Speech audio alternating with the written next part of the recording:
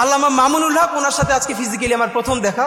ওনাকে দেখে আমার যেই স্মৃতিটা মনে পড়ছে, ওনারও মনে আছে কিনা জানি না, কয়েক বছর আগেও মনে হয় 2 বছর আগে ওনাকে যখন জেলে নিয়ে আসলো, উনি জেলের যে জেলখানার যে গাড়ি, তো ওনার মাদ্রাসার জামিয়া রহমানিয়ার বেশ কিছু ছেলেরা খুব ভোরে সম্ভবত বোখারি শরীফ বুকে নিয়ে ওখানে লাইনে দাঁড়িয়েছিলেন, তারা তাদের উস্তাদের কাছে বোখারির সবক নিতে চান।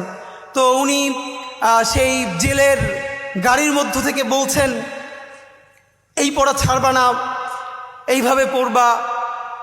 আমি ভাবি আসলে এই যে মাদ্রাসার শিক্ষা, মাদ্রাসার শিক্ষক ছাত্র জুলুম, এ নিয়ে তো প্রচুর কথা বলি, কিন্তু সত্য কথা এই পরিবেশটা আসলে বোঝা যায় মানে রুহানিয়াত এমন জিনিস, মানুষ নিজের চেয়ে নিজের উস্তাদকে ভালোবাসতে পারে। এটা মনে হয় সম্ভবত খুব কাছ থেকে না বুঝলে, আসলে না চিনলে মানুষ বুঝবে না।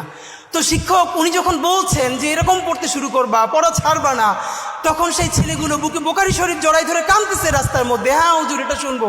তো এই সময়টা আমার খুব মনে পড়ছে।